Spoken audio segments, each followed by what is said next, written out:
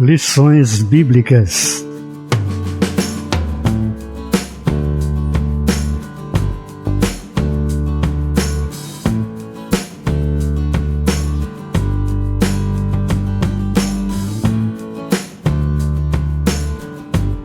O ministério de mestre ou doutor.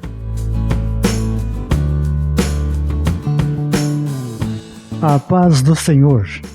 Nesta semana, em nosso resumo da lição 10, vamos estudar sobre o ministério de mestre ou doutor.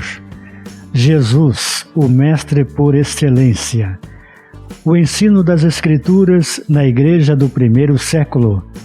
A importância do dom ministerial de mestre. Quer saber mais sobre este importante assunto? Fique conosco. De modo que, tendo diferentes dons, segundo a graça que nos é dada, se é ensinar, haja dedicação ao ensino. Romanos capítulo 12, versículos 6 e 7. Os vocacionados por Deus para o ministério do ensino são por ele chamados para edificar a Igreja de Cristo.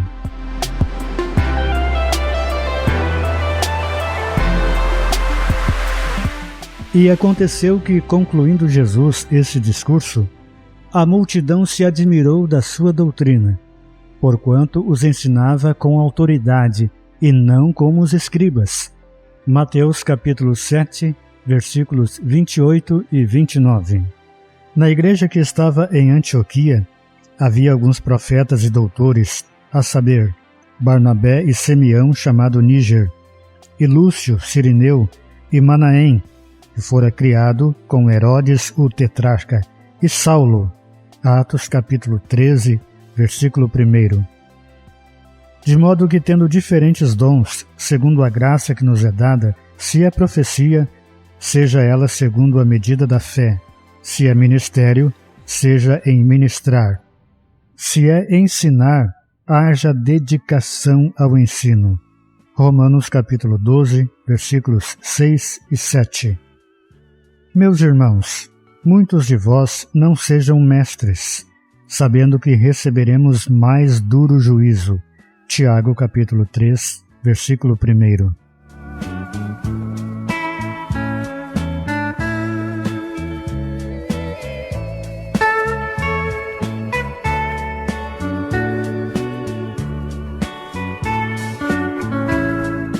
Estudando esta semana sobre o ministério de mestre ou doutor, ministério tão importante nos dias atuais, para que os irmãos da igreja possam compreender, para que todos nós possamos compreender melhor o contexto da Bíblia, como ela foi escrita, como ela chegou até nós.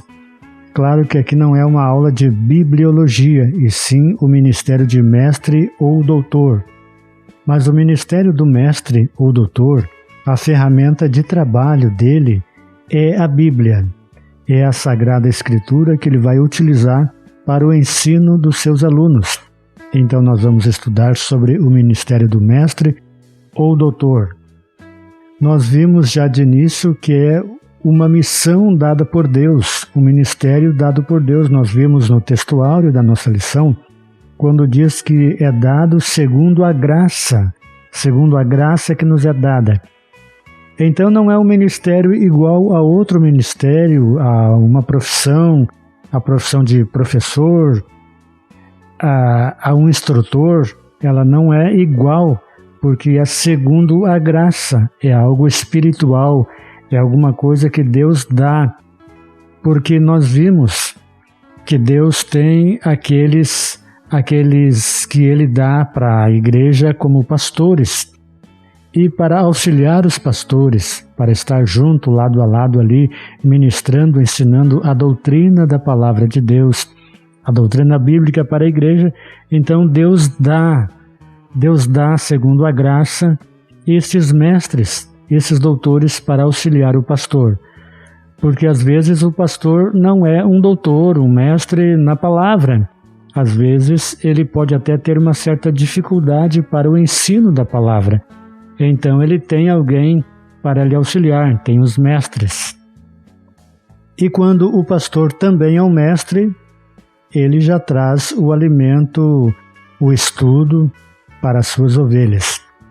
Então, esse versículo do texto áureo, onde nós lemos, ele diz que ele é dado, é algo espiritual, mas nem por isso a gente vai pensar, não, eu sou professor da escola bíblica, eu pego a lição já num dia anterior e já tenho uma certa facilidade para aprender.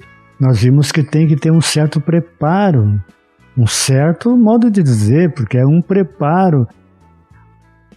Eu conheço muitos professores, inclusive até doutores na palavra, que dizem o seguinte: a lição da escola dominical deve ser começada, o preparo dela, logo que termina. Ou seja, terminou a escola bíblica, já se começa a pensar na próxima. E é uma realidade, é uma tremenda realidade, porque a continuação do versículo, que diz que é segundo a graça, nos traz alguma coisa que nós também devemos fazer, né? O apóstolo Paulo diz, né? Haja dedicação ao ensino. Se é ensinar, haja dedicação ao ensino. Então a pessoa tem que ler a palavra todos os dias, não só no momento em que ela vai ministrar a palavra, no momento em que ela está escalada para dar a escola bíblica ou para dar um estudo, então ela vai estudar. Ela tem que conhecer as principais doutrinas da Bíblia. E para nos espelhar, nós temos o nosso mestre por excelência, o mestre da Galileia.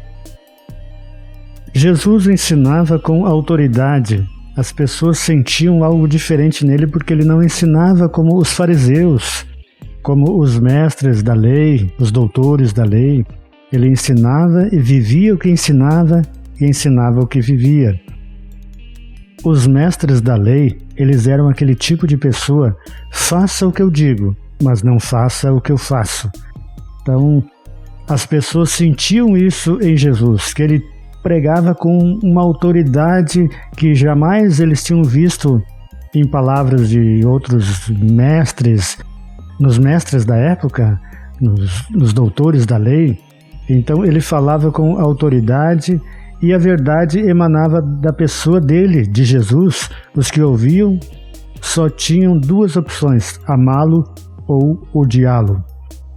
Era impossível ouvi-lo e ficar indiferente. Jesus transtornava a consciência do acomodado e aquietava o coração do perturbado.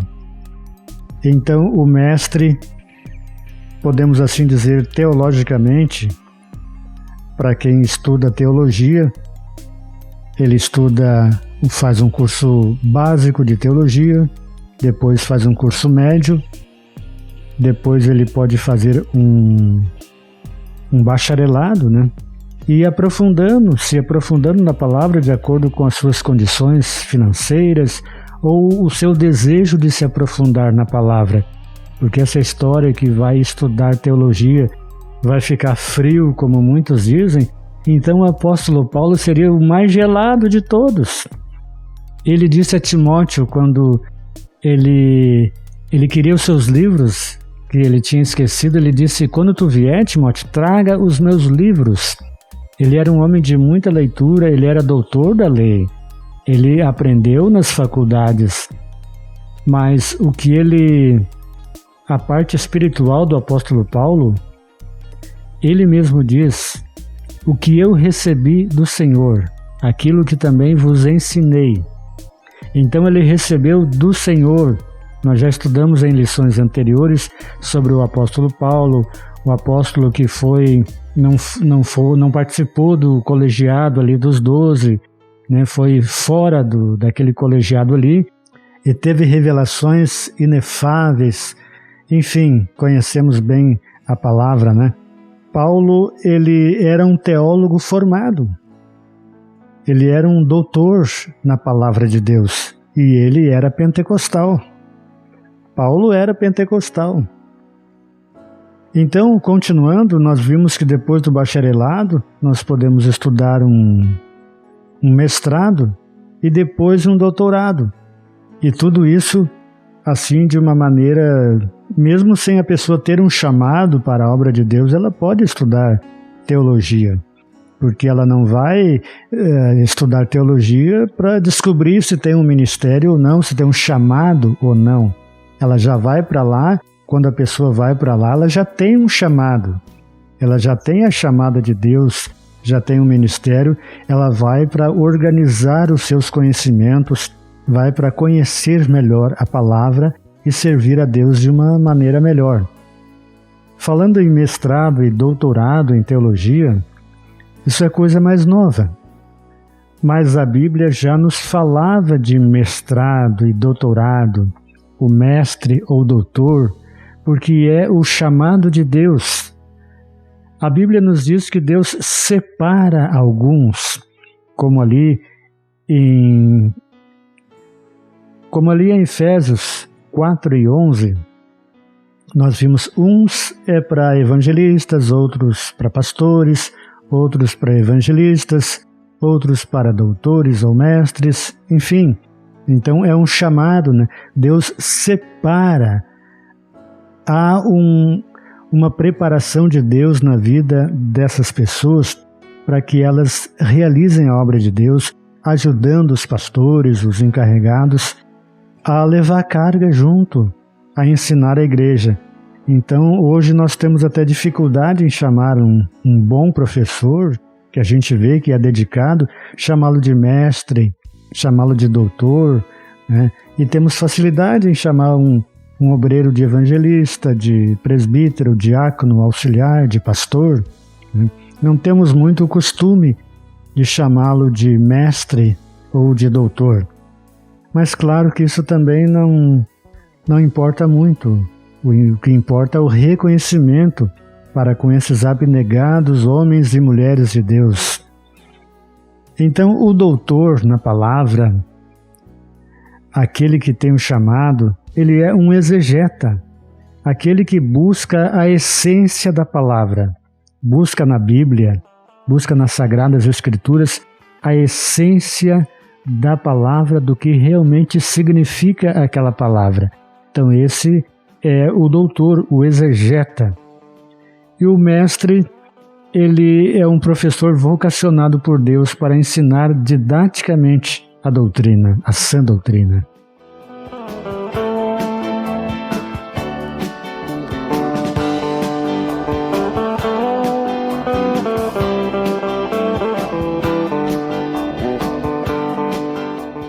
Vamos analisar 1 Timóteo capítulo 4, versículo 13.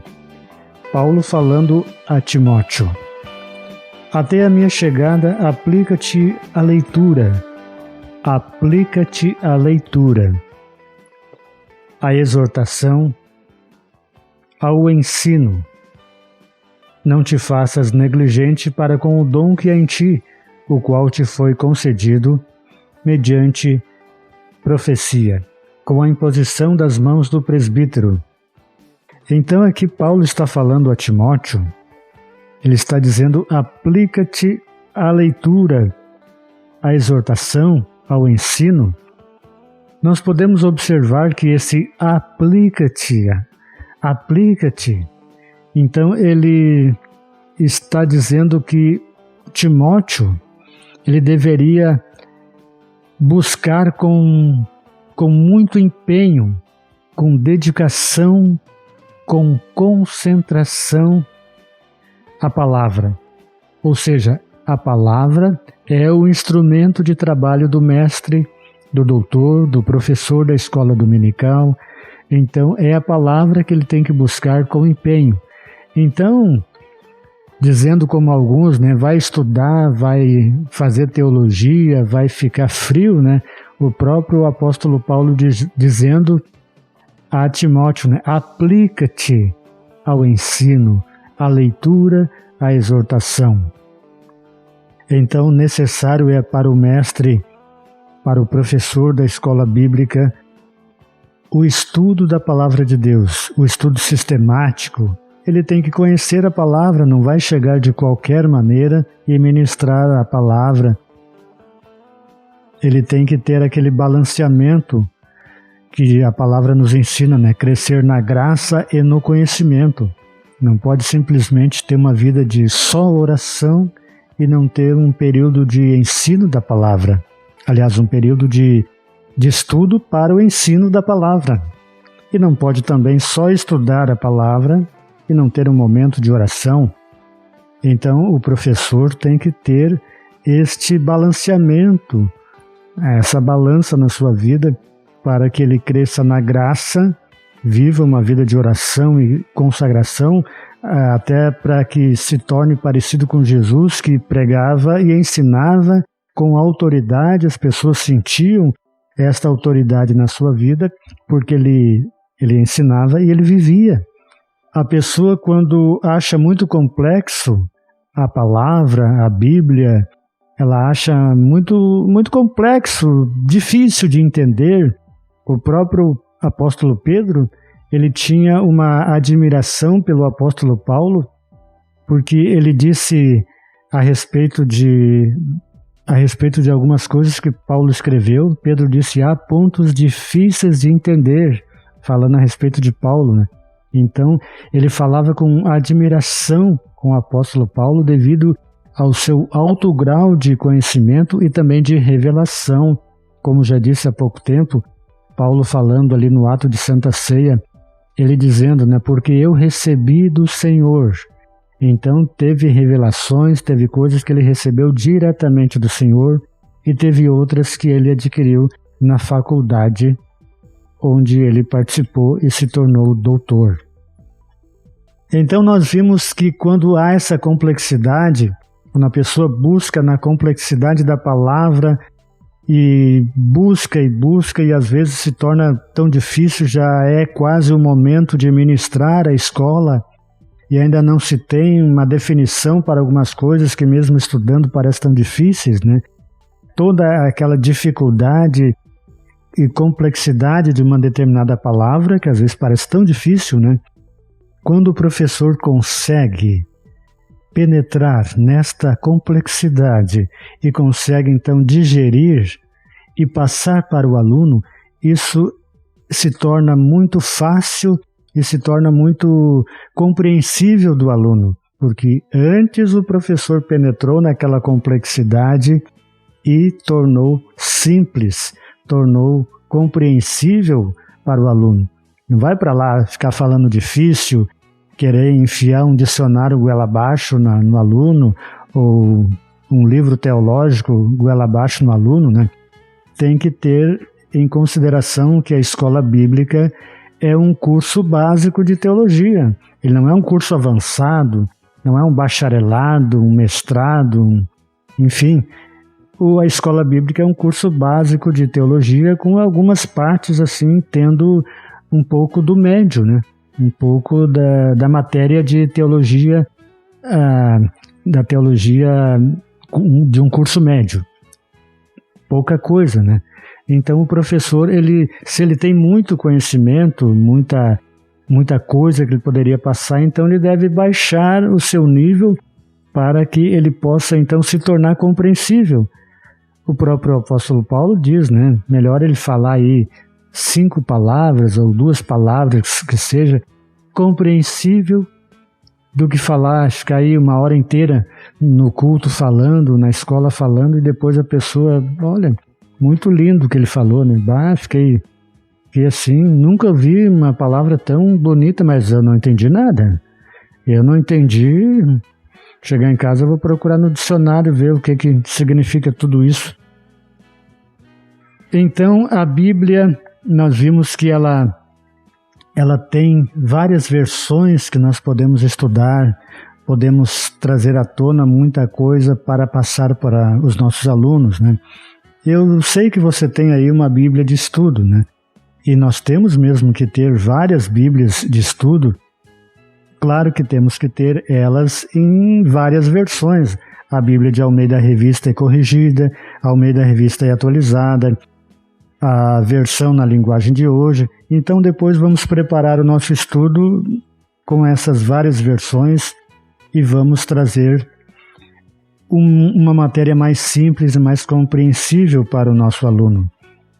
E falando em Bíblia de estudo, nós sabemos que ela é a palavra inerrante de Deus, né? Só que não podemos, por exemplo, dar tanto valor aos rodapés do estudo, das Bíblias de estudo, porque não são palavras inspiradas, né? São palavras feitas, são frases, são palavras preparadas por uma equipe redatorial das editoras, né, que preparam. Então, a Bíblia em si é a palavra inerrante e inspirada de Deus, né? Mas os rodapés ali, então nós podemos extrair aquilo ali para nos ajudar a melhor compreender a mensagem, mas não temos como inspirar as notas de rodapé da Bíblia.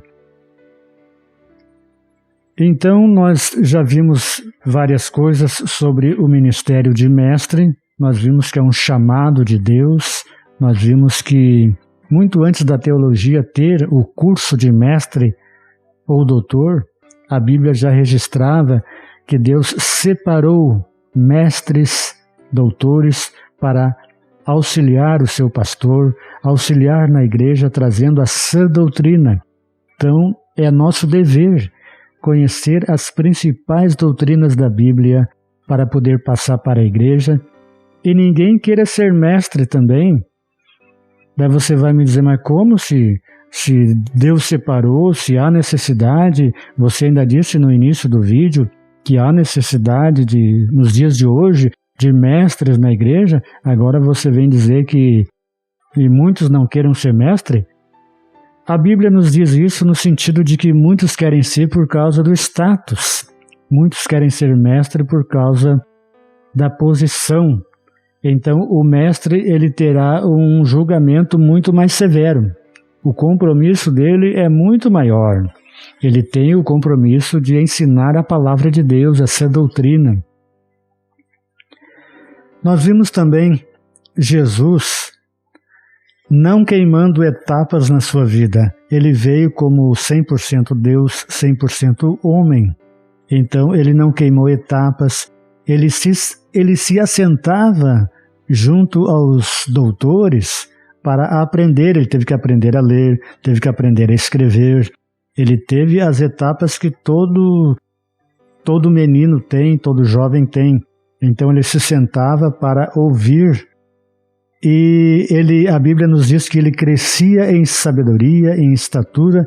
Então, quando a Bíblia nos diz que ele crescia em sabedoria e estatura, quer dizer, em estatura ele ia crescendo, como uma criança vai crescendo de estatura.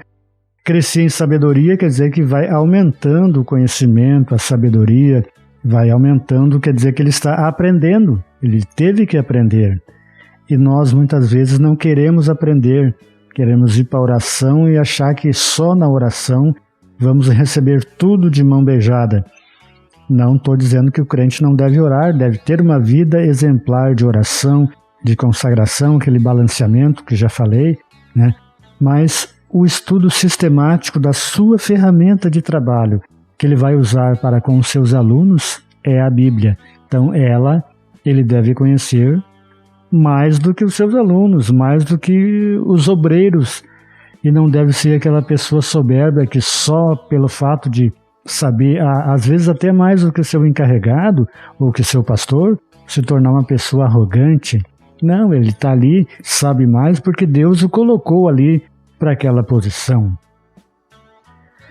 Então,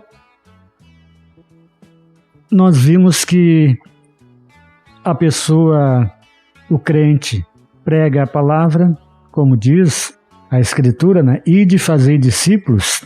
Então ele faz discípulos, ganha as pessoas para Jesus e depois esta pessoa é batizada, aprende as principais doutrinas da Bíblia, Santa Ceia, o batismo, enfim, né? E aprende a guardar todas as coisas. É o ensinamento perpétuo, é um ensinamento até o dia do arrebatamento ou o dia da sua partida.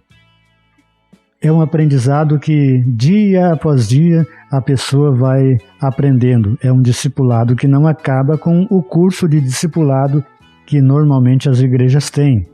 Normalmente as igrejas têm ou deveriam ter um discipulado para que os novos convertidos tenham um preparo para o batismo, saibam o significado da ceia e depois disso continuem frequentando a escola bíblica para esse discipulado.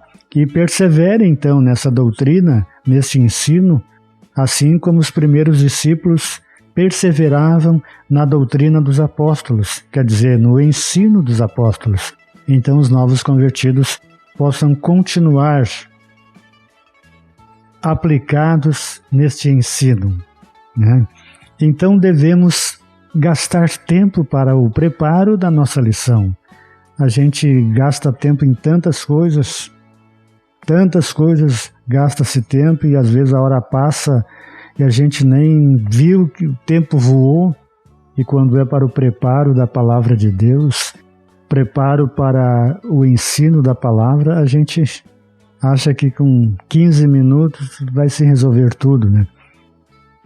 Então, haja dedicação no preparo da lição que vai ser ministrada aos nossos alunos.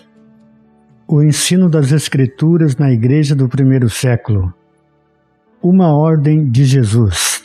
Ele mesmo disse, ensinai todas as coisas. Primeiro ele disse, ide, fazei discípulos, ensinando-os a guardar todas as coisas que eu vos tenho ensinado.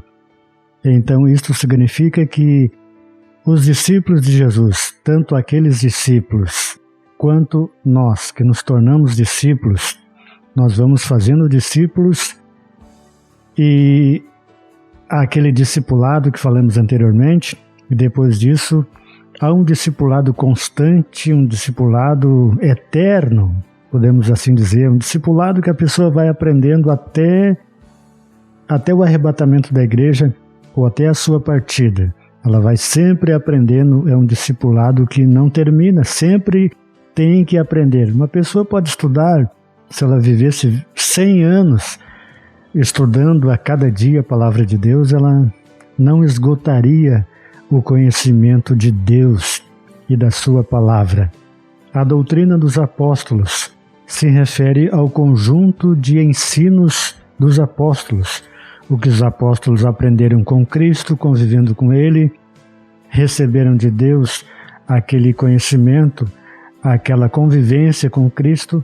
Então, no ensino dos apóstolos, na doutrina dos apóstolos, era então o conjunto de ensinamentos dos apóstolos. Jesus nos deixou exemplo de sua pedagogia. Nós vimos que o bom mestre, um bom doutor, professor da escola bíblica, seja ele da escola bíblica na igreja, seja ele de uma escola em uma instituição, deve ter uma pedagogia para o ensino. Até quando vamos evangelizar uma pessoa só, temos que ter uma didática para que a pessoa compreenda a nossa mensagem. E Jesus, ele conhecia a matéria que ele ensinava. Então, como que a gente vai falar para alguém ou vai ensinar a matéria sem conhecer a matéria? Então, tem a necessidade de que se conheça a matéria. Previamente, estudar bem a matéria, ler a Bíblia todos os dias. Então, Jesus conhecia a matéria que ensinava, conhecia seus alunos. Um bom professor, ele conhece os seus alunos. Ele dá falta de um aluno, ele procura saber por que não veio, já manda um WhatsApp, já manda uma mensagem, ou se não puder visitá-lo, ele manda uma mensagem, faz uma ligação, por fumaça, de alguma forma, né? De alguma forma ele tenta saber por que o aluno não veio, se há necessidade que o aluno precisa de uma oração, uma conversa, alguma coisa. Então, conhecer o aluno também no sentido de que alguns alunos aprendem mais rápido, outros um pouco mais devagar, uns aprendem com determinados métodos, outros aquele método já não aprende tanto. Então, cada um tem um jeito. Então, é bom que o professor conheça os seus alunos. Jesus reconhecia o que havia de bom em seus alunos. E aí tem mestres aí, professores que só veem os defeitos, né? Então é bom saber também o que há de bom nos alunos. Ensinava de maneira simples e clara. Nós vimos que Jesus não usava coisas rebuscadas. Nós vimos que Jesus não usava palavras difíceis, de difícil compreensão, para que ninguém entendesse, ou só mesmo seus discípulos entendessem. Ele falava de uma maneira que todos entendiam, de uma criança até um adulto podia entender o que ele falava, de forma clara e simples. E também, às vezes, como já disse, o método não estava funcionando, ou não ia funcionar para aquela plateia, Jesus modificava. Então ele variava o método de ensino. Conforme a ocasião em que ele estava falando, ele usava parábolas, perguntas, discurso, pregação. Então ele olhava para a plateia, de acordo com ela, ele falava então usando um determinado método. E o professor também deve se utilizar dos vários métodos de ensino para que a sua plateia e para que ele então atinja o objetivo de que seu ensino alcance o seu aluno. E para ser um bom mestre, este assunto vai longe, nós não temos aqui a intenção de esgotá-lo, é só um resumo, e já vimos que o vídeo já está razoavelmente grande, né? Porque na internet hoje em dia, um vídeo aí passa de 15 minutos já é considerado comprido. Mas, de repente, quem tem interesse mesmo no assunto, ele assiste não importando o tempo, né? Depende da pessoa, tem interesse naquele assunto, a pessoa vai assistir. Os requisitos para ser um bom mestre: em primeiro lugar, apresentar-se a Deus. 2 Timóteo, capítulo 2, versículo 15a, ali diz, né? Procura apresentar-te a Deus. Então você tem que se apresentar a Deus. Depois, aprovado. Então, o seu ensino tem que ser de acordo com a sua vida e a sua vida de acordo com o seu ensino. Você não pode, por exemplo, ensinar uma coisa, falar uma coisa e viver outra diferente. Você tem que viver aquilo que você ensina para os seus alunos. Tem que ser uma pessoa de moral elevada, uma pessoa que cumpre com seus compromissos, marca um horário, cumpre aquele horário, deve alguma coisa, vai lá e paga. Não é aquela pessoa que as lojas vivem lá mandando cartas e cobrando e ele vai empurrando com a barriga, né? Aquela pessoa que cumpre, honra com seus compromissos, né? Vai lá no armazém da esquina, paga as suas dívidas, né? Então é uma pessoa que está aprovada não só diante de Deus, diante da sociedade, diante da sua família e também diante de Deus. Uma pessoa que não tem de que se envergonhar. Uma pessoa para ensinar a palavra não pode ser uma pessoa que tem alguma coisa que se envergonhar, alguma coisa que pratique que de repente vai envergonhar a pessoa. Então, apresentar-se a Deus, ela tem que ser uma pessoa aprovada, não só por Deus, mas pela sociedade, pela sua família também, diante da família tem uma vida exemplar, e na igreja, que não tem de que se envergonhar e que maneja bem a palavra da verdade. Então essa pessoa tem que conhecer a Escritura, ela tem que dedicar tempo para ler e estudar a Bíblia. Seja num curso teológico, seja em bons livros, seja em boas literaturas, ter uma biblioteca para o seu estudo. Então, a pessoa tem que se dedicar. Está muito bom de falar, mas o tempo está indo embora. A importância do dom ministerial de mestre, uma necessidade urgente da igreja. Há muitas heresias na igreja. Há pessoas vendendo isso, vendendo aquilo e dizendo que aquilo é que vai resolver. Pessoas heréticas dentro da igreja fazendo coisas que não condiz com a palavra de Deus. Deus não pode cumprir aquilo que as pessoas estão dizendo, que as pessoas estão ensinando. porque são contrárias à palavra de Deus. Então, há necessidade de mestres, de doutores, urgente na igreja para que se ensine a sã doutrina, a verdadeira palavra de Deus. O assunto está bom, não vamos esgotá-lo nesta aula, mas o relógio da redescoberta da palavra já está nos mandando parar. Fizemos aqui um resumo da lição 10, o ministério de mestre ou doutor.